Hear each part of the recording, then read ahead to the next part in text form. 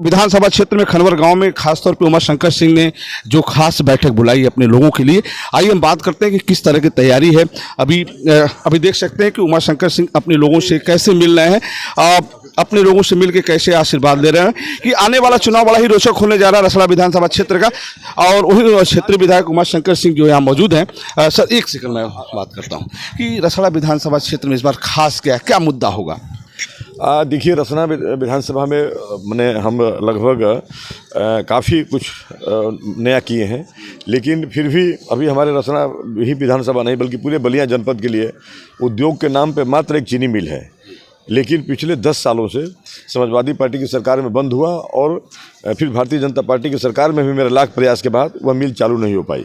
तो मुझे तो हर हाल में पहले तो उस गन्ना मिल को चालू कराना है, जिससे कि पूरे हमारे ज़िले के जो गन्ना व्यवसायी हैं और जो गन्ना के किसान हैं उनका गन्ना आए।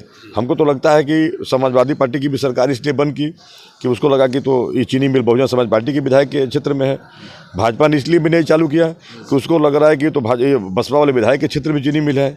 लेकिन हम आपके माध्यम से ये बताएंगे कि वह उसमें गन्ना जो जाएगा केवल बसपा विधायक के खेत का गन्ना नहीं जाएगा, पूरे बलिया जनपद, मऊ का कुछ हिस्सा, गाजीपुर के कुछ हिस्सा के किसानों का, देवरिया के कुछ हिस्सा के किसानों का गन्ना जाता वहाँ। लेकिन ये प्रतिशोध के और भेदभाव की भावना से लोगों ने किया है, तो इसको मुझे चालू कराना है हर हाल में। उसके अलावा और भी कुछ मुद्दे होंगे मेडिकल के क्षेत्र में, और अपने चीनी मिल के सवाल पे बोला, और भी क्या हो क्षेत्र हैं। और देखिए, मैंने खुद अभी हाउस जो बैठा था उस हाउस में मैंने कहा सरकार से कि 5 साल से लगातार मैं लड़ रहा हूं कि नहीं चीनी वो हमारे यहाँ मेडिकल कॉलेज खोला जाए। भाई आप मत रसना में खोलो, आप बलिया में खोल दो। तो लोग कहे कि ज़मीन नहीं मिल रही है। मैंने आप बताइए, मैंने हाउस में राष्ट्रीय प्रॉपर्टी होगी जो मैंने बोला है, मैंने हाउस में बोला है कि अगर ज़मीन नहीं है तो मेरी रसना में मेन रोड पर 30 बीघे ज़मीन है, आप उस ज़मीन को हमसे फ्री में ले लो, मैं फ्री में दे रहा हूँ, लेकिन आप मेडिकल कॉलेज खोलो। और नहीं, अगर आपके मानक में कोई दिक्कत आ रहा है कि नहीं हम इतना दूर नहीं खोलेंगे, आप मेरी ज़मीन ले लो, उसको बेच दो, और बेच के उस पैसे से आप ज़मीन खरीद करके आप मेडिकल कॉलेज खोलो, लेकिन हमारे ज़िले के लोगों को मेडिकल कॉलेज दो। तो अब इससे अधिक मैं क्या कर सकता। हाउस के बाद हाउस पर इतना बड़ा सवाल उठाने के बाद कुछ असर दिखा आपको? नहीं, उन्होंने कहा कि हम लोगों ने इसमें जल्दी ही मेडिकल कॉलेज की हम व्यवस्था कर रहे हैं। उनका कहना था कि हम जल्दी ही मेडिकल कॉलेज करेंगे, लेकिन करते करते 5 साल बीत गया, कोई सर्वे वगैरह नहीं। मैंने तो कहा कि भाई हमारे भी ज़िले में बीजेपी की सरकार है, अगर मैंने है तो मैंने कहा कि मेरा भी ज़िला आपको 5 MLA दिया है, जिसमें आप 2 मंत्री भी बनाए हैं, मेरा ज़िला 3 या 4 सांसद दिया है। भाई अगर सारे लोग हैं देख ही रहे हैं। मैं कहा कि अब इसके बाद भी आप नहीं देंगे मेडिकल कॉलेज तो फिर हमारा ज़िला तो भाई 2 है। भाई आप ज़िले का इतिहास में कहा कि ज़िले का इतिहास पता करिए, अगर ज़िले का आप हक नहीं देंगे तो हमारा ज़िला हक लेना भी जानता है। जिस तरह से जब देश गुलाम था सारे लोग आज़ादी की लड़ाई में लगे हुए थे, लेकिन हमारे ज़िले के क्रांतिकारी जवानों के वजह से जो शहीद हुए उनके वजह से हमारा ज़िला पूरे देश में सबसे पहले आज़ाद हुआ। तो हमें अगर अपना हक छीन करके और लड़ के ही लेना होगा तो फिर हमें उस पर आना पड़ेगा, लेकिन हम अपना हक लेंगे। अभी तो हम आपसे मांग रहे हैं कि हमारा हक दीजिए। अगर आप हमारे उसके बाद भी आप नहीं सुनेंगे तो हमें अपना हक लेना भी आता है। एक सवाल है कि जैसे आप बसपा सुप्रीमो के बहुत खास नेताओं में आपकी गिनती है, आपकी पहचान बहुत खास है। सत्ता से टकराना है, 2017 में भी आपने टकराया, फिर आप 2022 में भी आपके सामने एक सत्ता आपको चुनौती दे रही है। आपको नहीं लगता है कि कहीं ना कहीं हमें अपनी तैयारी में कहीं से आपको अपने आप को कमज़ोर नहीं समझ रहे हैं? नहीं, देखिए 2 चीज़ें हैं। जिनकी अपनी ज़मीन नहीं होती है वो लोग घबराते हैं, और नतीजा क्या हो रहा है, जब आप जैसे बहुजन समाज पार्टी में कुछ लोग हमारे मंत्री थे, उनको लगा कि हमारी मंत्री बनाया गया लेकिन अपनी विधानसभा को नहीं संभाल पाए, ठीक है, वो लोग जाके दूसरी पार्टी का शरण ले लिए। उसी तरह से ये भारतीय जनता पार्टी की सरकार थी, भारतीय जनता पार्टी के भी तमाम लोग पार्टी चेंज कर दिए, समाजवादी पार्टी के भी तमाम लोग पार्टी चेंज कर दिए। कारण क्या? मैं तो कह रहा हूँ कि जो पार्टी चेंज कर रहा है वो उसी विधानसभा से क्यों नहीं लड़ रहा है, वो दूसरे जगह क्यों जा रहा है? इसका मतलब कि उस विधानसभा में 5 साल उसने कुछ नहीं किया है। और मैं दोनों बार विपक्ष में रहा हूँ और बहुत मैंने सरकारों की प्रताड़ना झेला हूँ, लेकिन कभी अपने विधानसभा की जनता को इसका आभास नहीं होने दिया हूँ अपना हमेशा अपने चेहरे पर मुस्कुराहट रखा हूँ, इसलिए कि जनता जो हमें विधायक बनाई है तो उसको इससे नहीं मतलब है कि सरकार किसकी है। जनता हमें विधायक ही बना सकती है, जनता विधायक बनाई है और हमें सरकारों का बहुत प्रेशर आया, लेकिन आज मैं उसी तरह से अडिग हूँ, उसी तरह से बहन जी के प्रति उसी तरह से मेरी आस्था है। सरकार का क्या आया, सरकार का क्या आया? आप देखिए, आपने हर तरह से मैंने भाई हर तरह से प्रेशर बनाया जाता है विपक्ष को। आप देख नहीं रहे कैसे कैसे छोड़ के लोग भाग रहे हैं।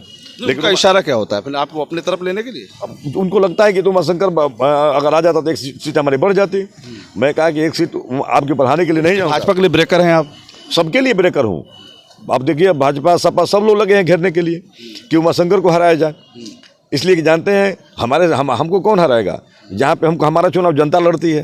रोज़ हम वो लोग बरसाती मेढक जैसे आते हैं 2 महीने के लिए। अब मैं यहाँ 5 साल रहता हूँ। मैं तो कहा कि बरसाती मेढक भी 1 साल में 1 बार आ जाते हैं जब बारिश होती है तो, और ये तो 5वें साल दिखाई देते हैं। और मैं यहाँ 5 साल, अभी रात को भी देखिए 3 बजे मैं गया हूँ, रात में निमंत्रण करते हुए 3 बजे रात में मैं आया हूँ यहाँ पे। और रोज़ का ये नहीं है कि जब भी होता है, जब भी कोई याद करता है, कोई घटना दुर्घटना हो जाती है, सबसे पहले मैं पहुँचता हूँ, मदद करता हूँ।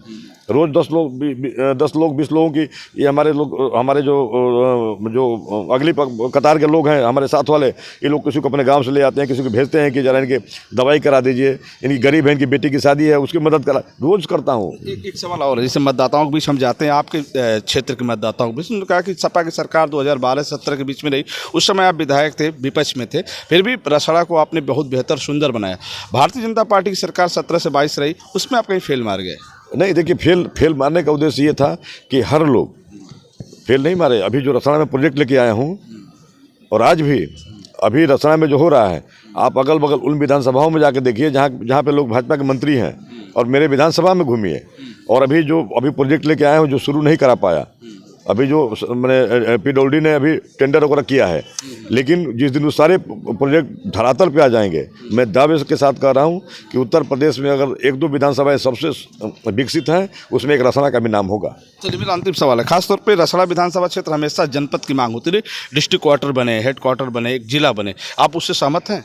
ना, बिल्कुल। देखिए, जब हमारा भौगोलिक वो बढ़ेगा, एरिया बढ़ेगी, तो निश्चित रूप से हमारे अगर लोगों की अगर राय है, अगर मान लीजिए रोज़ भाई आप देख रहे हैं, लगता है कि बलिया ज़िले में अब काफ़ी पॉपुलेशन बढ़ गया, तो उस स्थिति में जैसे भी बीच में हमारे BJP के MLA बहुत प्रेशर मैंने बनाए कि बेलथरा रोड जिला हो जाए, तो बेलथरा रोड कैसे जिला हो जाएगा भाई? बलिया, चूँकि बलिया में हर चीज़ के बाद सबसे बड़ी रसड़ा तहसील है, तो अगर दूसरा जिला बनाने की बात आएगी तो रसड़ा बनेगा कि बेलथरा बनेगा?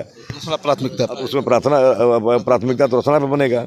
लेकिन जिला, देखिए, यह पॉलिटिकली होता है कि जिला हम बना दें, वो अलग बात है, विकसित करेंगे हम वो सारी सुविधा। जैसे मान लीजिए मेरे यहाँ CSC है, हम CSC को हाईटेक कर दें, तो हमारे यानी डिस्ट्रिक्ट हॉस्पिटल से हम बेटर कर दें। आपका इशारा सीधे जा रहा है कि पहले हम अपने विधानसभा को जिला लायक बनाएंगे, इसके बाद उसके आगे सोचेंगे? जी बिल्कुल, हमारा हमेशा उद्देश्य रहा है कि पहले हम अपने विधानसभा को उस जिले से, आज बताइए, आज भी हमारे विधानसभा के आप जाइए आदर्श नगर पालिका, आप निकलिए रसड़ा से, जिला मुख्यालय तरह, मैं आपको लगेगा कि वैसा जिला मुख्यालय भी नहीं होगा, तो मैं तो खुद इसको जिला बना दूँ। स्वरूप आप दे रहे हैं? स्वरूप मैं इसको लोग एक बार बाध्य करता हूं कि आप इस क्षेत्र से निकलेंगे तो एक बार खड़ा होकर सेल्फी लेने के लिए बाध्य हो जाएंगे। इस तरह की व्यवस्था मैं रोज करता रहता हूं, रोज क्रिएटिव कुछ न कुछ क्रिएट करता रहता हूं। अभी आपने बताया कि आगामी जो चुनाव, आप सर पे चुनाव है 3 मार्च को है, 2 मुद्दा आपने बताया, एक चीनी मिल बताया, एक मेडिकल कॉलेज, इसके अलावा भी आपके मैनिफेस्टो में है क्या कुछ? नहीं, देखिए, बहुत कुछ है। जैसे अभी कुछ हमारे कई सेतु रह गए हैं, जो सेतु इस तरह से रह गए। हमारा चूँकि हमारी जितनी CSCs हैं और PSC, इनका उच्चीकृत कराना आवश्यक है, वो भी हमारे हैं। अभी कुछ और भी सड़कें हमारी वैसी रह गई हैं जो एक ज़िला से दूसरे ज़िला को जोड़ रहे हैं, इनको 4 लेन कराने के लिए। जिससे मान लीजिए हमारी ये उधर गोरखपुर से सड़क जो आ रही है, वो आकर के वहाँ सलेमपुर रुक गई है। अब सलेमपुर से लेकर के तुर्ती पार होते, बेलथरा होते, आपका नगरा होते, रसड़ा होते, सीधागर घाट होते, अभी सड़क को जहाँ सीधे नेशनल हाईवे है कठवा मोड़, ये हमारी एक प्राथमिकता है कि इसको 4 लेन किया जाए। देखिए, सड़क जब अच्छी बनती है तभी ऑटोमेटिक डेवलपमेंट हो जाता है।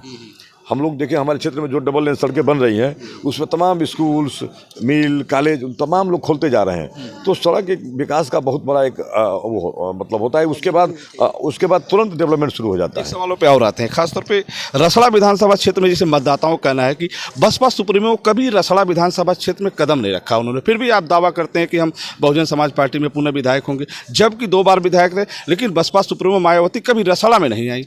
देखिए, हमेशा बहन सुश्री मायावती जी जिला मुख्यालय पे प्रोग्राम किए हैं और एक जो हमारे लोग हैं ना यहाँ पे, एक लोगों के दिल में बहन सुश्री मायावती जी बैठी हुई हैं। ये लोग अगर खड़े हैं तो बनिए समझिए कि बहन सुश्री मायावती जी खड़ी हैं। ये सब लोग, ऐसा नहीं है बहन जी, प्रयास भी तो नहीं किया आपने? नहीं, कभी ऐसी जरूरत नहीं आई, कभी ऐसी जरूरत नहीं। भी नहीं आई सत्ता के खिलाफ चुनाव लड़ने जा रहे? अरे सत्ता के खिलाफ पिछली बार तो आप बताइए, पिछली बार हमारे खिलाफ कौन नहीं आया था? भारत सरकार के रक्षा मंत्री उस समय गृह मंत्री थे, माननीय राजनाथ सिंह जी आए थे, माननीय गडकरी जी आए थे, सारे जितने भारतीय जनता पार्टी के जितने दिग्गज नेता थे सारे लोगों ने आकर रसना में अपनी जनसभा किया। और मैं कह रहा हूँ कि अगर ओम प्रकाश राजभर की पार्टी से गठबंधन नहीं रहता तो जमानत नहीं बचती। तो इसलिए उसका नहीं परवाह। मैं जब ग्राउंड पे आदमी काम करेगा, आप ग्राउंड पे काम करेंगे तो फिर क्या डर है? कोई आए। एक और सवाल पे आ जाते हैं। रसड़ा में पिछले माह में एक भारतीय जनता पार्टी की जबरदस्त मीटिंग थी, उसमें संकल्प लिया गया इस बार रसड़ा विधानसभा क्षेत्र में, उसमें प्रदेश अध्यक्ष स्वतंत्र देव सिंह थे और भारतीय जनता पार्टी के कदावर नेता भी थे, संकल्पित हैं कि वो इस बार रसड़ा में कमल खिलाएंगे। तो सत्ता सामने है, आपके सामने एक तरफ कमल खिलाने की बात आ रही है, दूसरी तरफ आप हाथी लेके चल रहे हैं, ऐसे में क्या हो रहा है कि सत्ता के खिलाफ क्या खास तैयारी है? आप देखिए, अगर वो लोग सपना देख रहे हैं, पिछली बार मुझे याद है मैंने किसी से ऑडियो सुना था, श्रीमती स्वाति सिंह जी एक जनसभा की थी और वो अपने आप को ऐसा लगा कहीं कि उन्होंने भाषण दिया कि अगर आप लोग इस उमाशंकरा को नहीं हराएंगे तो मैं फिर कभी रसना में कदम नहीं रखूंगी। यही उनका लैंग्वेज था। 2017 वाली बात कर रहे हैं? 2017 वाली, तो कि मैं कदम नहीं रखूंगी, लेकिन बलिया भी जाना होता है तो रसने होकर जाना है, रोज कदम पड़ता है।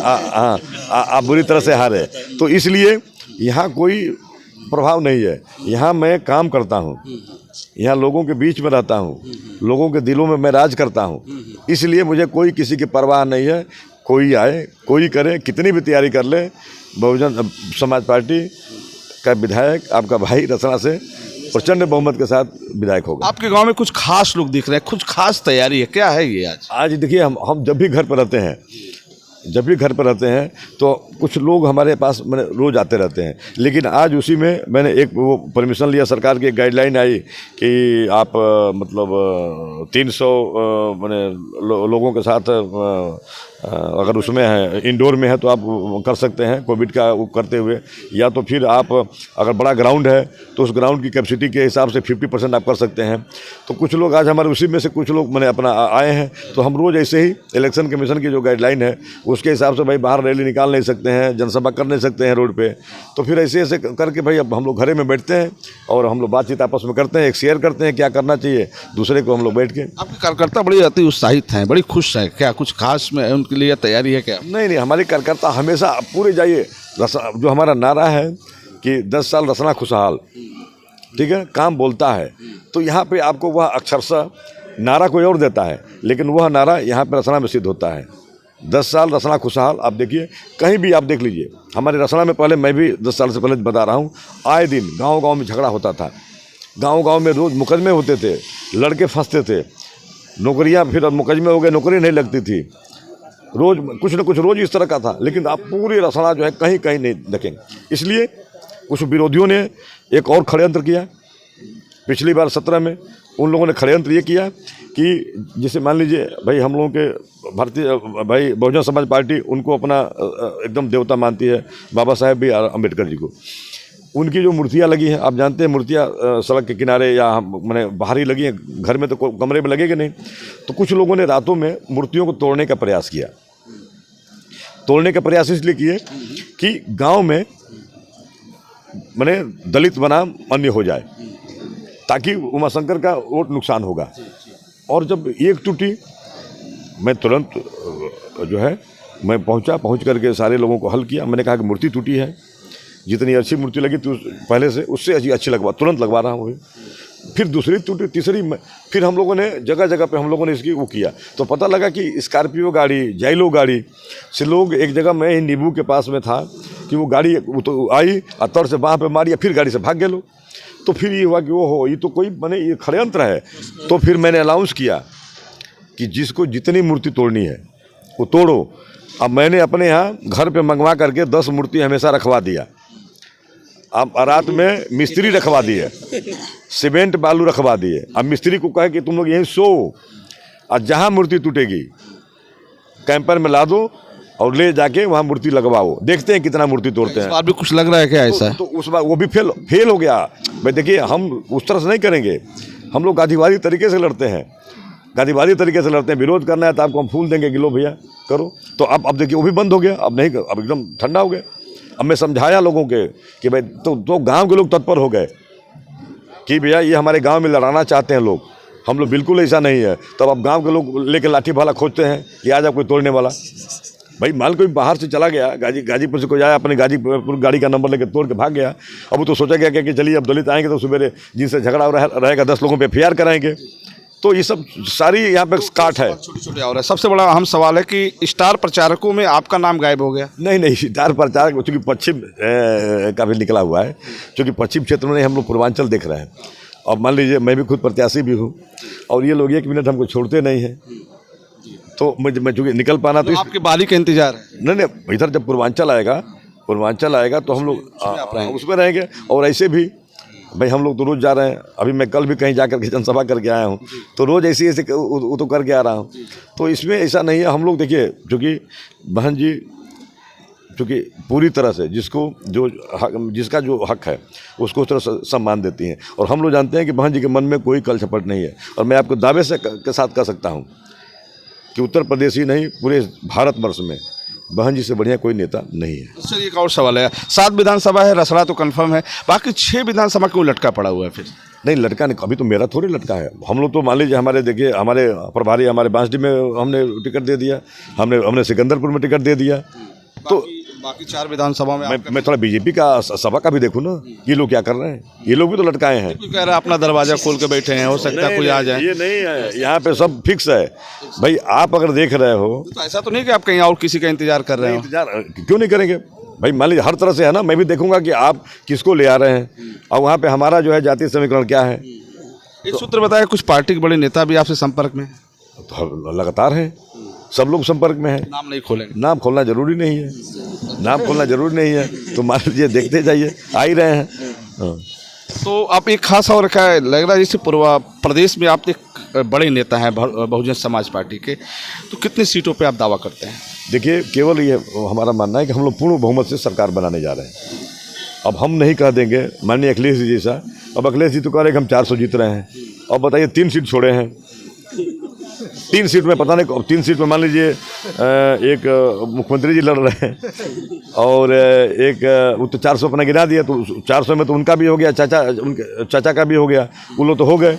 लेकिन अब 3 छोड़े हैं, तो मुझे लग रहा है कि एक हो सकता है मेरी छोड़े हों और एक, तो इस तरह से तो मैं नहीं ना कहूँगा, मैं तो ये कहूँगा कि मैं पूर्ण बहुमत से सरकार बहुजन समाज पार्टी बनाएगी।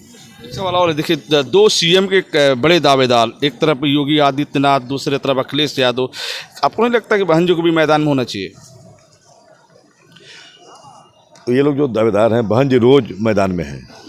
बहन जी अपने यहाँ जो है रोज़, जब इलेक्शन कमीशन ने देखिए ये सारा कुछ किया गया बहन जी को रोकने के लिए, अब उनको लगा कि अब बहुजन समाज पार्टी के नेता अब निकलने वाली हैं, उन लोगों को लगा कि अब 15 जनवरी को हर विधानसभा में बड़े बड़े कार्यक्रम होंगे, बहन जी का जन्मदिन मनाया जाएगा। तो इलेक्शन कमीशन आकर के पहले हम आरोप नहीं लगा रहे हैं, लेकिन तो अब हमारा दुर्भाग्य है। अब इलेक्शन कमीशन का पहला उसने क्या कहा कि पहला जो फेज निकला कि 15 जनवरी तक सारे प्रोग्रामों पर रोक। भाई तो मान लिए हम लोग तो भाई देखिए कोविड की गाइडलाइन मानते हैं, इलेक्शन कमीशन का जो निर्देश है उसको फॉलो करते हैं। लेकिन ये कहीं ना कहीं सबको डर है कि जब बहन जी निकलेंगी तो ये लोग जो व्हाट्सएप पे डालते थे ना, भीड़ डालते थे कि ये देखिए जनता, तो वो जनता जो है जो भाड़े से बुलाई जाती थी, अब जब बहन जी निकलती तो फिर इनको दिखता कि ये भीड़ है कि क्या है, उनको पता चलता कि भीड़ है कि क्या है। इसलिए वो कहे करे बाप रे भीड़ पे तो काम गड़बड़ हो जाएगा, इसलिए भाई ऐसा है। चलिए, लेकिन बहन जी रोज़ अपने सभी लोगों को, कैडर के लोगों को, पदाधिकारियों को रोज़ मीटिंग ले रही हैं, फेज वाइज रोज़ निर्देश दे रही हैं, और अब निकलने भी जा रही हैं। जो एक इलेक्शन कमीशन की जो गाइडलाइन है कोविड को देखते हुए, उसके हिसाब से बहन जी अब निकलने भी जा रही हैं। चलिए, बहुत बहुत धन्यवाद। हम बात कर रहे थे क्षेत्रीय विधायक उमाशंकर सिंह से। उनका दावा है कि उत्तर प्रदेश सरकार में बहुजन समाज पार्टी आ रही है और बहन मायावती यहाँ से मुख्यमंत्री बनेंगे उत्तर प्रदेश की। उसको लेकर तमाम खास तैयारी है। क्षेत्रीय विधायक अपने कार्यकर्ताओं से, अपने लोगों से मिल रहे हैं। अभी आप उनको सुना, आपने देखा किस तरीके से वो दावा कर रहे हैं कि उत्तर प्रदेश में बहन मायावती की सरकार बनने जा रही है। तो अब आइए, इसके पहले हम चलते हैं, खास तौर पे जो महिलाएं बैठी हैं विधायक के स्वागत में, उनके सम्मान में आज खास बैठक विधायक जी ने बुलाया है। उस बैठक में तमाम लोग हैं। उन्होंने जैसा बताया कि कोरोना जैसे वायरस से बचाव के लिए उन्होंने जो उपाय किया यहाँ पे, उस तरह के लेकर गाइडलाइंस जो है उसको फॉलो किया है उन्होंने, जैसा उन्होंने बताया। अब देख सकते हैं क्या सच्चाई है। फिलहाल अब तक की खबरों में बस इतना ही।